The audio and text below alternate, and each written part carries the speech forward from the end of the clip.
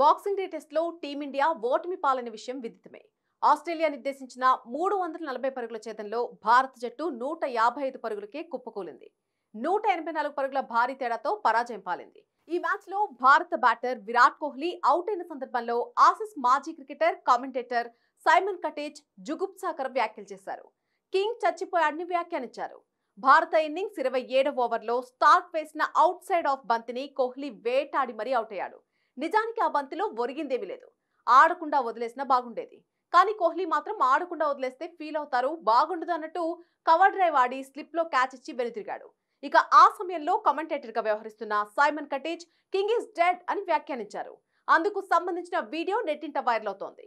ఇక ఈ రెండో ఇన్నింగ్స్ లో కోహ్లీ అవుట్ అయ్యాక అతని భార్య అనుష్క శర్మ సైతం స్టన్ అయింది. స్టాండ్స్ నుంచి మ్యాచ్ చూస్తున్న ఆమె విరాట్ స్లిప్ లో క్యాచ్ ఇచ్చి అవుట్ అవగానే నమ్మలేకున్నా అనేలా బాధగా ఎక్స్ప్రెషన్ ఇచ్చింది. ఆమె రియాక్షన్ సోషల్ మీడియాలో వైరల్ అవుతోంది. అలాగే ఫ్యాన్స్ కూడా కోహ్లీ ఎంత త్వరగా రిటైర్ అయితే అంత మంచిది అని సూచిస్తున్నారు.